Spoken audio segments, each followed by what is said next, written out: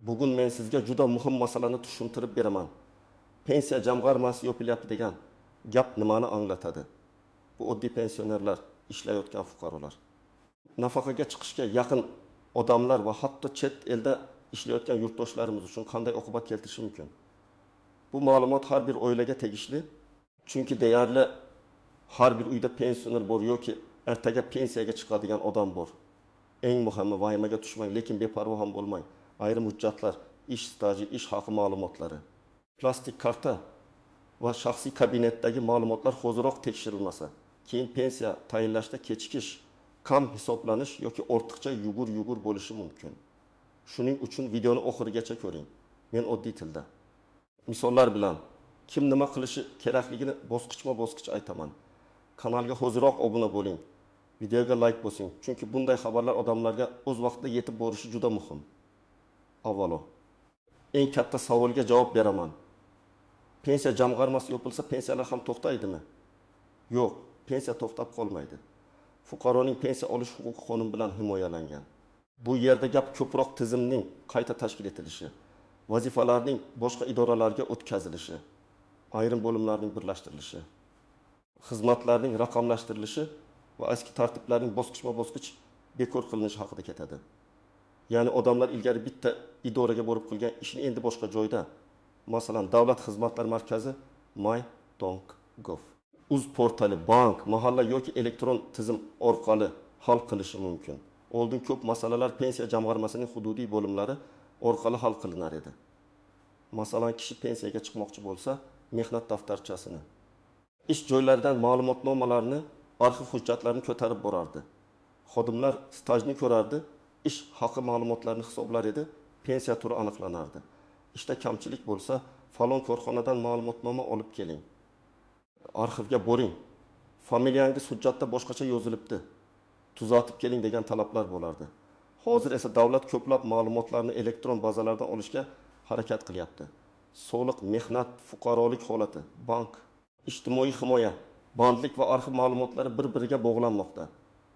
Bu yaxshi tomoni, inson kamroq qog'oz ko'taradi, navbat kamroq bo'ladi, xizmat tezlashadi. Lekin xavfli tomoni ham bor. Agar sizning eski ish joyingiz haqidagi ma'lumot bazada yo'q bo'lsa, mehnat daftarchangizda xato bo'lsa, pasport ma'lumotlari o'zgargan bo'lsa, star yoki JSHR bilan bog'liq muammo bo'lsa, elektron tizim sizga to'liq pensiya hisoblab bermasligi mumkin. Ana shu joyda odamlar pensiyam kamayib qoldi, stajim ko'rinmayapti, hujjatim yo'qolibdi deb qiynaladi. Men ekspert sifatida sizga shuni aytaman. Tizim yopilyaptimi, birlashtirilyaptimi yoki nomi o'zgaryaptimi? Siz uchun eng muhim narsa bitta: pensiya huquqingizni tasdiqlovchi ma'lumotlar to'liq va to'g'ri bo'lishi kerak. Asosiy qismdek kimlar xavotir olishi kerak? Kimlar unchalik tashvishlanmasam ham bo'ladi? Birinchi navbatda yaqin 23 yil ichida pensiyaga chiqadigan erkaklar va ayollar albatta hujjatlarini tekshirishi kerak. Masalan, ayol kishi 60 yoshga yaqinlashayotgan bo'lsa yoki erkak kishi 65 yoshga yaqin bo'lsa, hali vaqt bor deb yurmasligi kerak. Chunki eski stajni topish ba'zan 1 hafta emas, 2-3 oy, ayrim holatda yarim yil vaqt oladi. Ayniqsa Sovet davrida ishlaganlar, 1990 yillar va 2000 yillarning boshida yopilib ketgan korxonalarda ishlaganlar, kolxoz, sovxoz, zavod, qurilish tresti, maktabgacha ta'lim tashkiloti, tibbiyot muassasasi, xususiy korxona yoki fermer xo'jaligida ishlaganlar o'z ma'lumotlarini tekshirishi zarur. Oddiy misol. Toshkent viloyatida yashovchi bir fuqaro 1972 yildan 1997 yilgacha zavodda ishlagan. Mehnat daftarchasida yozuv bor, lekin zavod yopilgan. Arxiv qayerga topshirilganini hech kim bilmaydi. Fuqaro pensiyaga chiqish arafasida keladi va 9 yillik stajni tasdiqlash kerak bo'ladi. Agar arxivdan ma'lumot topilmasa, bu davr to'liq hisobga olinmasligi yoki qo'shimcha isbot talab qilinishi mumkin. Natijada pensiya miqdori kutilgandan kam chiqadi. Agar u bu ishni 2 yil oldin boshlaganida arxivdan so'rov berib guvohlar, buyruqlar, ish haqi qaydnomalari orqali masalani ancha tinch hal qilgan bo'lardi. Ikkinchi toifa umrining bir qismini chet elda ishlaganlar. Rossiya, Qozog'iston, Turkiya, Koreya yoki boshqa davlatlarda rasmiy ishlagan bo'lsangiz, bu davr pensiyaga qanday ta'sir qilishini oldindan aniqlang. Hamma chet eldagi ish avtomatik ravishda O'zbekistondagi pensiya stajiga qo'shilavermaydi. Bu mamlakatlar o'rtasidagi bitimlar sug'urta badallari rasmiy mehnat shartnomasi va tasdiqlovchi hujjatlarga bog'liq. Masalan, bir kishi 10 yil Rossiyada rasmiy ishlagan, lekin O'zbekistonga kelganda faqat og'zaki men ishlaganman desa, tizim buni ko'rmasligi mumkin. Unga ish beruvchi ma'lumotnomasi, mehnat shartnomasi, pensiya sug'urtasi raqami, ish haqi haqida hujjatlar yoki tegishli davlat organidan tasdiq kerak bo'ladi. Uchinchi toifa norasmiy ishlaganlar. Juda ko'p odamlar men 20 yil bozor qilganman, ustachilik qilganman, haydovchilik qilganman, uy qurilishida ishlaganman deydi. Lekin pensiya hisoblashda eng muhim narsa faqat ishlagani emas. Rasmiy staj va badallar masalasidir. Agar siz ko'p yil norasmiy ishlagan bo'lsangiz, ertaga pensiya yoshiga yetganda staj yetmasligi mumkin. Bunda minimal pensiya, ijtimoiy nafaqa yoki boshqa tartiblar qo'llanishi mumkin. Lekin kutilgan darajadagi pensiya chiqmasligi ehtimoli bor. Shuning uchun hozir ishlayotgan bo'lsangiz, ish beruvchingiz sizni rasmiy ro'yxatdan o'tkazganmi? Oyligingiz to'liq ko'rsatilganmi? Soliq va ijtimoiy badallar bo'yicha ma'lumotlar to'g'rimi? Buni tekshiring. 4-toifa ayollar, ayniqsa farzand parvarish ta'tilida bo'lganlar. Farzand tug'ilgan davr, dekret ta'tili. Bola parvarishi bo'yicha ayrim davrlar stajga qanday qo'shilishi qonunchilikdagi tartiblarga bog'liq. Bu yerda nozik jihat shuki, hamma davr ham bir xil hisoblanmaydi, hamma hujjat ham avtomatik chiqmaydi. Masalan, ayol kishi 1995 yilda farzandli bo'lgan, keyin 3 yil ishlamagan. Mehnat daftarchasida ish joyidan chiqish va qayta kirish yozuvi bor, lekin dekret bo'yicha buyruq topilmasa, hisob-kitobda savol paydo bo'lishi mumkin. Tug'ilganlik guvohnomalari, ish joyi buyruqlari, mehnat daftarchasi va arxiv ma'lumotlari juda muhim. 5-toifa nogironligi bor fuqarolar, boquvchisini yo'qotgan oilalar va ijtimoiy nafaqa oluvchilar. Tizimdagi o'zgarishlar faqat yoshga doir pensiyaga emas, boshqa to'lovlarga ham ta'sir qilishi mumkin. Masalan, nogironlik pensiyasi yoki nafaqasi oluvchi shaxsning tibbiy hujjatlari, nogironlik muddati, qayta ko'rik sanasi, bank kartasi, yashash manzili, telefon raqami yangilangan bo'lishi kerak.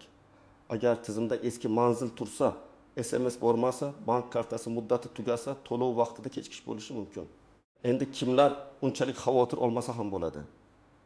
Agar siz hozir pensiya olayotgan bo'lsangiz, kartangiz ishlayotgan bo'lsa, har oy pulingiz tushayotgan bo'lsa, hujjatlaringizda o'zgarish bo'lmasa, sizning pensiyangiz bir kunda yo'q bo'lib qolmaydi. Lekin baribir shaxsiy ma'lumotlaringizni tekshirib qo'yganingiz yaxshi. Ayniqsa karta muddati, pasport yoki ID karta ma'lumotlari, yashash manzili, telefon raqami, bank rekvizitlari to'g'ri bo'lishi kerak. Chunki tizim raqamlashtirilgan sari noto'g'ri ma'lumot kichik muammo emas. To'lovni ushlab qoladigan sababga aylanishi mumkin. Eng ko'p uchraydigan tuzoq, mehnat daftarchasidagi xatolar. Ba'zi odamlarning familiyasi bir joyda Karimova, boshqa joyda Karimova deb yozilgan. Ismida bitta harf xato, tug'ilgan sanada kun yoki oy almashgan bo'ladi. Oddiy ko'ringan shu xato pensiya hisoblashda katta muammoga aylanishi mumkin. Chunki tizim hujjatlarni solishtirganda bir xil shaxs ekanini tasdiqlashi kerak. Agar mehnat daftarchasidagi yozuv pasportdagi ma'lumotga mos kelmasa, sizdan qo'shimcha tasdiq so'raladi. Ba'zan sud orqali faktni belgilashga ham to'g'ri keladi. Ikkinchi nozik jihat, ish haqi ma'lumotlari. Pensiya miqdori faqat stajga emas, ayrim davrlardagi ish haqiga ham bog'liq bo'lishi mumkin. Ba'zi odamlar menda 35 yil staj bor, demak pensiyam katta bo'ladi deb o'ylaydi. Lekin agar rasmiy oylik past ko'rsatilgan bo'lsa yoki ma'lumotlar topilmasa, natija boshqacha chiqadi. Masalan, kishi 2005-2020 yillarda xususiy korxonada 3 million so'm ishlab yurgan, lekin hujjatda minimal ish haqi ko'rsatilgan bo'lsa, pensiya hisobida ham rasmiy ma'lumot inobatga olinadi. Og'zaki aslida ko'proq olardim degan gap hisobga kirmaydi. Shuning uchun hozirgi ishlayotganlar uchun eng katta maslahat, oyligingizni rasmiy ko'rsatiring. 3-tuzoq, korxona yopilib ketgan bo'lsa. Ko'pchilik korxona yo'q, endi stajim ham yo'q deb o'ylaydi. Bu har doim ham shunday emas. Korxona yopilganda hujjatlar arxivga topshirilishi kerak. Tuman yoki shahar arxivi, viloyat arxivi, idoraviy arxiv, soliq organlari, statistika, bandlik yoki voris tashkilotda ma'lumot qolgan bo'lishi mumkin. Lekin buni qidirish kerak. Agar siz kutib yursangiz, pensiya tayinlash kuni kelganda vaqt yetmaydi. 4-nozik jihat, qayta hisoblash. Bazı pensionerlar pensiyaga chiqqandan keyin ham ishlashda davom etadi. Ishlayotgan pensionerning pensiyasi bo'yicha qayta hisoblash tartiblari, qo'shimcha stajning ta'siri, ish haqi ma'lumotlari har doim ham odamlar o'ylagandek avtomatik va darhol bo'lmasligi mumkin. Shuning uchun pensiyada bo'lsangiz ham rasmiy ishlayotganingiz tizimda ko'rinayotganini tekshiring. Ba'zi holatlarda ariza berish, ma'lumotlarni yangilash yoki qayta hisob-kitobni so'rash kerak bo'ladi. 5-nozik jihat bank kartasi va ishonchnoma. Pensiya kartaga tushadigan bo'lsa, karta muddati tugashi, karta bloklanishi, bank almashtirilishi yoki pensionerning o'zi kelib tasdiqlashi talab qilinishi mumkin. Keksa ota-onasining pensiyasini farzandi olayotgan bo'lsa, ishonchnoma muddati tugagan-tugamaganini tekshirish kerak. Ba'zan pul tushmay qolganda odam pensiya to'xtabdi deb o'ylaydi. Aslida karta muddati tugagan bo'ladi yoki bank ma'lumotlari yangilanmagan bo'ladi. 6-nozik jihat yashash joyi o'zgarganda. Bir viloyatdan boshqa viloyatga ko'chgan, doimiy ro'yxatga olish manzilini o'zgartirgan, vaqtincha boshqa joyda yashayotgan pensionerlar ma'lumotlarini yangilashi kerak. Tizim yopilayotgan yoki qayta tashkil qilinayotgan davrda eski hududiy bo'limdagi ma'lumot yangi tizimga o'tishda kechikishi mumkin. Shuning uchun ko'chgan bo'lsangiz, o'zi bilib qoladi deb kutmang. 7-nozik jihat. Firibgarlar. Har qanday katta o'zgarish davrida firibgarlar ko'payadi. Ular telefon qilib pensiya jamg'armasi yopilyapti, kartangizdagi pulni saqlab qolish uchun kodni ayting, pensiyangizni oshirib beramiz. Hujjatni tezlashtiramiz. SMS kodni yuboring deyishi mumkin. Hech qachon bank kartangiz kodi, SMS kod, PIN kod, ilova parolini hech kimga aytmang. Davlat idorasi xodimi bunday kod so'ramaydi. Agar kimdir pensiyangiz kuyib ketadi deb qo'rqitsa, bu juda katta ehtimol bilan firibgarlik. Endi eng muhim qismga o'tamiz. Ben sizga aniq qadamlarni aytaman. Birinchi qadam shaxsiy hujjatlaringizni tekshiring. Pasport yoki ID kartacha, SSHIR, STIR, tug'ilganlik guvohnomasi, nikoh guvohnomasi yoki familiya o'zgarganini tasdiqlovchi hujjatlar tartibda bo'lsin. Ayollarda familiya o'zgargan bo'lsa, eski mehnat daftarchasidagi familiya bilan hozirgi familiya bog'lanishi kerak. Buning uchun nikoh guvohnomasi, ajrim guvohnomasi yoki FHDYO ma'lumotnomasi kerak bo'lishi mumkin. Ikkinchi qadam, mehnat daftarchangizni tekshiring. Har bir ishga kirgan va ishdan chiqqan sanani ko'rib chiqing. Buyruq raqami bormi? Korxona muhri bormi? Imzo bormi? Sana aniqmi? O'chirilgan yoki ustidan yozilgan joylar yo'qmi? Agar xato topsangiz, hozir tuzatishga harakat qiling. Korxona ishlayotgan bo'lsa, kadrlar bo'limiga murojaat qiling. Korxona yopilgan bo'lsa, arxivga so'rov bering. Hamma narsani pensiya yoshiga yetgan kuni boshlamang. 3-qadam, ish haqi ma'lumotlarini yig'ing. Ayniqsa yug'ori oylik olgan davrlaringiz bo'lsa, o'sha davr bo'yicha rasmiy ma'lumotlar saqlanganini tekshiring. Ish joyidan ma'lumotnoma oling, agar ish joyi yopilgan bo'lsa. Arxivdan ish haqi qaydnomalari yoki hisob varaqalari bo'yicha ma'lumot so'rang. Pensiya hisobida qaysi davrlar olinishi sizning holatingizga bog'liq bo'lishi mumkin. Shuning uchun oldindan mutaxassisga ko'rsatib qo'yish foydali. 4-qadam, elektron ma'lumotlaringizni tekshiring. mybitok.uz portalida shaxsiy kabinetingiz bo'lsa, kirib ko'ring. Elektron mehnat daftarchasi, rasmiy ish joyi, soliq to'lovlari, ijtimoiy ma'lumotlar.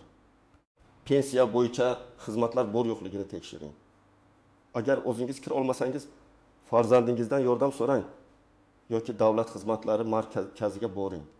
Telefon raqamingiz o'zingizning nomingizda bo'lsa, xizmatlardan foydalanish osonroq bo'ladi. 5-qadam. Davlat xizmatlari markaziga yoki tegishli ijtimoiy himoya va pensiya bilan ishlovchi idoraga murojaat qiling. Men pensiya yoshiga yaqinlashyapman. Stajimni oldindan tekshirtirmoqchiman deb ayting. Sizdan pasport yoki ID karta, mehnat daftarchasi, ish haqi ma'lumotlari, harbiy xizmat hujjati, diplom, farzandlar tug'ilganlik guvohnomalari. Familiya o'zgarishi haqidagi hujjatlar so'ralishi mumkin. Har bir odamning holati alohida, shuning uchun hujjatlar ro'yxati ham farq qiladi. 6-qadam, arxivga yozma murojaat qiling. Og'zaki so'rash yetarli emas. Arizangizda to'liq ism, familiya, yangiz, tug'ilgan sanangiz, ishlagan korxona nomi, taxminiy ishlagan yillaringiz, lavozimingiz, korxona joylashgan hududni yozing. Masalan, men 1992 yildan 1998 yilgacha Farg'ona shahridagi falon zavodda tikuvchi lavozimida ishlaganman. Shu davr bo'yicha ish staji va ish haqi ma'lumotlarini berishingizni so'rayman. Ariza nusxasini o'zingizda saqlang. Javob kelmasa qayta murojaat qiling. 7-qadam, bank kartangizni tekshiring. Pensioner bo'lsangiz, kartaning amal qilish muddati tugamaganmi? Telefon raqamingiz bankka to'g'ri ulanganmi? SMS xabarnoma ishlayaptimi? Karta bloklanmaganmi? Agar pensiyani naqd olsangiz yoki ishonchnoma orqali olsangiz, ishonchnoma muddati va shaxsni tasdiqlovchi hujjatlar to'g'riligini tekshiring. Keksa ota-onangiz uchun buni albatta qilib bering. 8-qadam. Hamma hujjatning nusxasini tayyorlang. Men har doim odamlarga bitta alohida papka qilishni maslahat beraman. İchiga pasport nusxasi, mehnat daftarchasi nusxasi, diplom, harbiy bilet, nikoh guvohnomasi, farzandlar tug'ilganlik guvohnomalari, ish haqi ma'lumotnomalari, arxiv javoblari, sud qarorlari bo'lsa, ularning nusxalarini solib qo'ying. Asl hujjatlarni yo'qotmang, nusxalarini esa tartib bilan saqlang. Telefoningizda ham skaner qilib saqlab qo'ying, lekin asl hujjatning o'rnini elektron rasm har doim ham bosmaydi. 9-qadam, agar staj yetmayotgan bo'lsa, hozirdan rasmiy ishlash yoki o'zini o'zi band qilish. Yakka tartibdagi tadbirkorlik qonuniy faoliyat shaxlarini ko'rib chiqing. Albatta buni o'zingizning holatingizga qarab mutaxassis bilan maslahatlashib qiling. Maqsad bitta, kelajakda men ishladim. Lekin hujjatda yo'q degan ahvolga tushmaslik. 10-qadam, agar pensiyangiz noto'g'ri hisoblangan deb o'ylasangiz, sukut qilmang. Avval hisob kitobni tushuntirib berishni so'rang. Qaysi staj olingan, qaysi davr olinmagan, qaysi ish haqi hisobga kirgan, qaysi hujjat yetishmayapti, bularni yozma ravishda bilib oling. Agar rozi bo'lmasangiz, yuqori turuvchi organga, davlat xizmatlari markazi orqali, tegishli vazirlik yoki sud tartibida murojaat qilish huquqingiz bor. Lekin shikoyat qilishdan oldin hujjatlaringizni tartibga keltirib oling. Chunki dalilsiz da'vo qilish qiyin. Demak, pensiya jamg'armasi yopilyapti degan xabarni vahima sifatida emas, ogohlantirish sifatida qabul qiling. Pensiyalar bekor bo'layotgani yo'q, lekin tizim o'zgaryapti. Xizmatlar raqamlashtirilyapti. Eski qog'oz hujjatlardagi xatolar esa ertaga sizning pulingizga ta'sir qilishi mumkin. Eng to'g'ri yo'l hujjatlarni hoziroq tekshirish, staj va ish haqi ma'lumotlarini yig'ish, elektron bazadagi ma'lumotlarni ko'rish, bank kartasi va shaxsiy ma'lumotlarni yangilash. Agar oilangizda pensioner bo'lsa, bugunoq ularning kartasini, hujjatlarini, telefon raqamini va manzil ma'lumotlarini tekshirib bering. Agar o'zingiz pensiyaga yaqin bo'lsangiz, mehnat daftarchangizni ochib, har bir yozuvni ko'zdan kechiring. Agar yosh bo'lsangiz ham rasmiy ishlash va rasmiy mas'ullik masalasiga befarq bo'lmang, chunki bugungi e'tiborsizlik ertangi pensiyangizni kamaytirishi mumkin. Sizning hududingizda pensiya hujjatlari bilan bog'liq qanday muammolar bo'lyapti? Staj topilmayaptimi? Arxiv javob bermayaptimi? Karta bo'yicha muammo bormi? Izohlarda yozing. Men keyingi videolarda eng ko'p uchrayotgan savollarga alohida javob beraman. Videoga like bosing, kanalga obuna bo'ling va bu videoni ota-onangiz, qarindoshlaringiz, qo'shnilaringizga yuboring. Chunki bu ma'lumot ko'pchilikning pensiya pulini, vaqtini va asabini saqlab qolishi mumkin.